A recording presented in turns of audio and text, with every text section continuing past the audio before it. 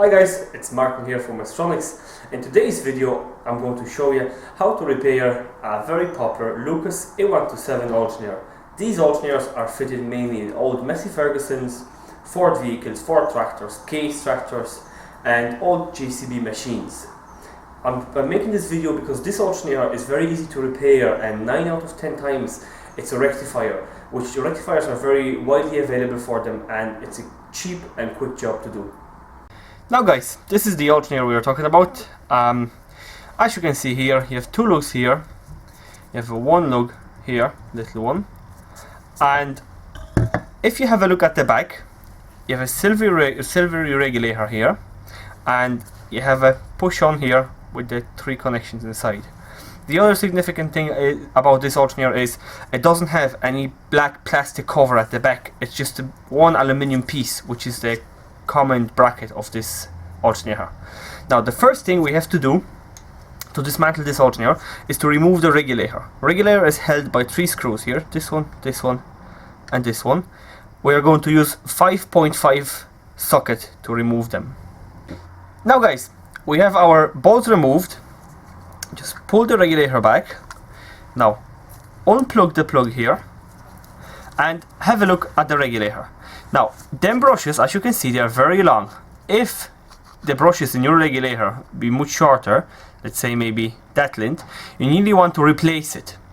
Now, if you are doing the job in the machine and you're short for time, you can take the regulator off the alternator while it's on the machine. And if the brushes are short, or if they are gone and they are non-shiny there, as you can see how it reflects the lights.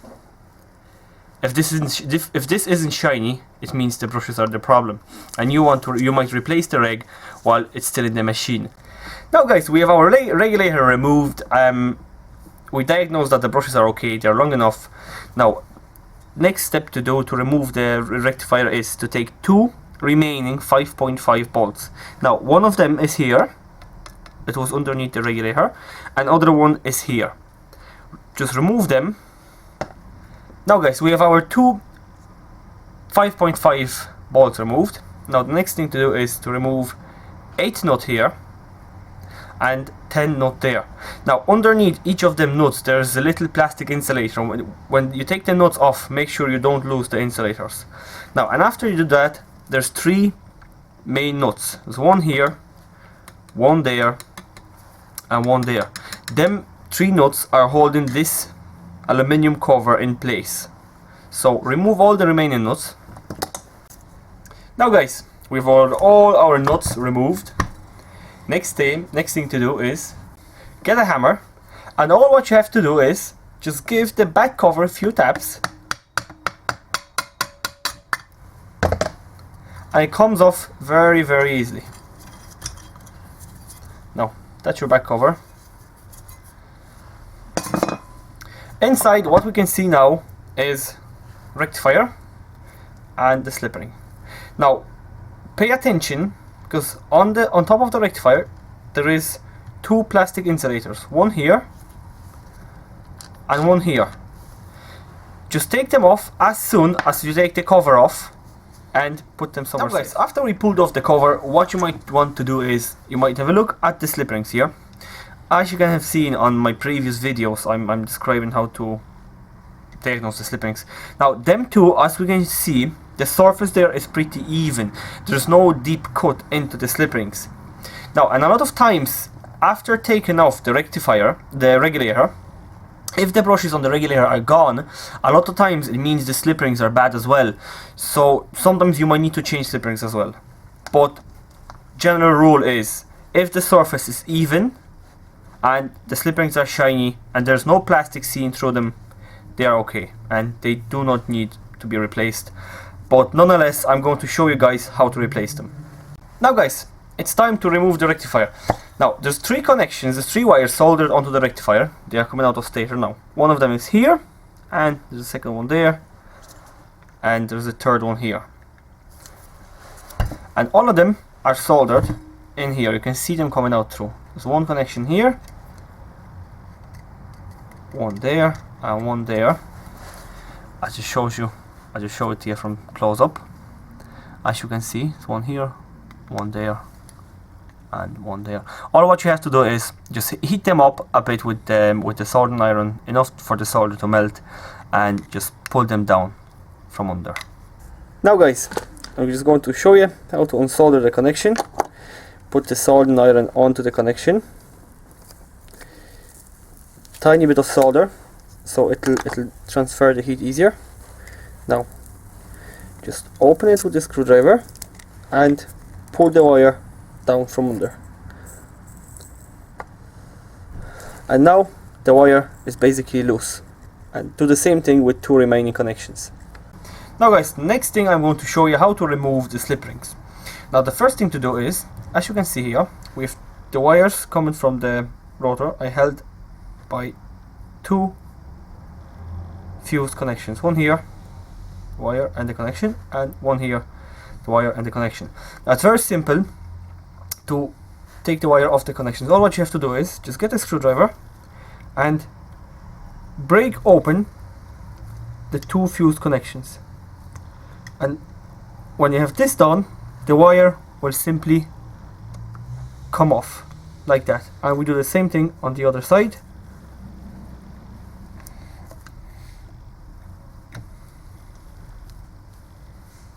Just open the connection, and as you see, the wire just lifts off. Now after we have this done, what you can do is you can just cut them off, cut the copper pieces off with the chisel or the sharp screwdriver. The other technique of doing it as well is just squeezing the slip rings in the vise, and as they loosened on the shaft, they just come off. Now guys, our slip rings are cut. I cut them with the chisel. Now, and as you can see, they're very loose now. Just basically pull them up. Now what you want to pay attention to, as you can see here, there's a big plastic piece. That piece basically insulates the wires, which are here, the ones we just broken off, from the steel of the rotor. So make sure this plastic piece is there while you'll be putting the slip rings down. Now guys, slip rings removed. Now we have two wires here and here out of the way, and we have a new slip ring here which we're going to be tapping it down. Now what you want to do is, them two legs on the slip ring, you want to line them up with the wires so they'll be roughly in the same position. Now get yourself 21 long socket, and all what you have to do is just give it a few taps.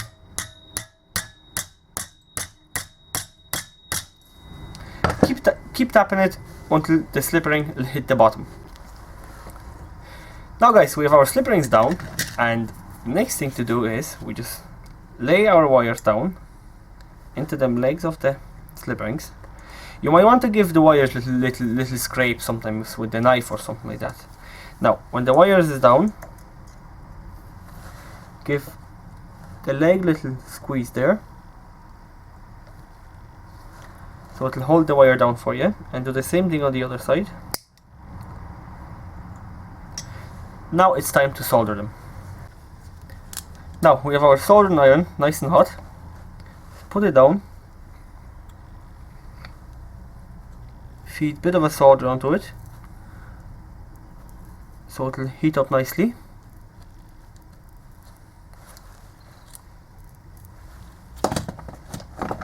Now we will hold our wire down with the screwdriver, let it cool down, and voila! Now guys, we have our two connections on the slip rings soldered.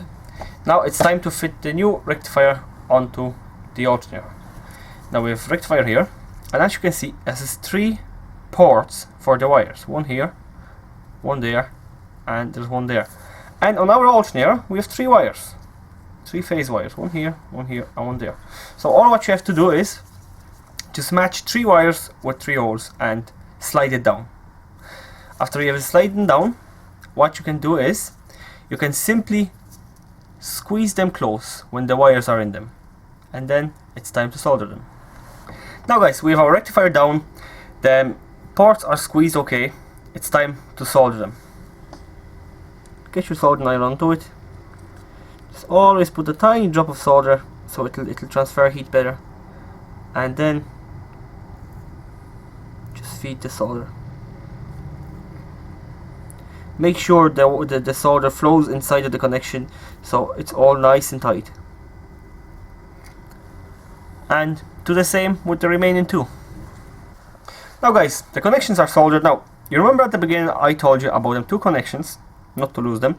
Now we have them here, it's time to put them on. There's no way you could confuse them because one of them is M6 hole, another one is M5. So they always have to fit their correct sizes. So the small one goes there, the big one goes there. They are very important. Without them, the alternator will short. Now when we've this done, it's time to put our aluminium cover back onto the alternator. It's very simple to know how the cover should fit because here you have the hole for the plug for the three connections, and on the rectifier there are 3 spades here. So always match the 3 spades with the hole for the spades. Now guys, while you're shoving the cover onto the alternator, first thing you have to do is this plug comes off the rectifier, has to go out through this hole. So as you're putting the cover down, make sure that the first thing you'll do is you'll feed the plug out through the cover, and then after that you can just simply shove the cover down. After we have our cover down and our plug fed through the hole, the 3 first nuts you should put onto the alternator. They are the 3 main ones holding the aluminium cover. Now the other important thing is to always put our plastic insulators, which we took from the top of the alternator, back where they should be. The small one goes here and the big one goes there. Now guys, we have all our nuts tightened, the 3 main ones holding the cover and 2 of them off the rectifier. Now we have 2 bolts remaining here, the ones with the sharp thread. Short one goes underneath where the regulator was here, and the long one goes here at the back of the plug. Put them on, tighten them, and then it's time to fit the regulator onto it. Now guys, our 2 rough threaded bolts are tightened, one here and one here. Don't over tighten them because they're rough thread and there's no need for it, and the rectifier is aluminium. Now guys, it's time to fit the regulator. Now the first thing to fit the regulator, you have to plug in the plug into the connection there, and now you can simply just shove it down, put it down like that, and put your 3 bolts into it and tighten them. Now guys, everything is tightened, regulator back on its place, and in a situation like that we can be sure when we put our alternator back onto the machine or vehicle or whatever we have there, it's going to be 100% right and it'll work again. Now guys, thanks for watching the video. I hope you enjoyed it and I hope it helped you. If you did, please give us a like below and subscribe to our channel. And if you have the starter or alternator that you're doing as a project and you'd like it featured on our channel, let me know in the comments below and I'll try to do my best. Thanks.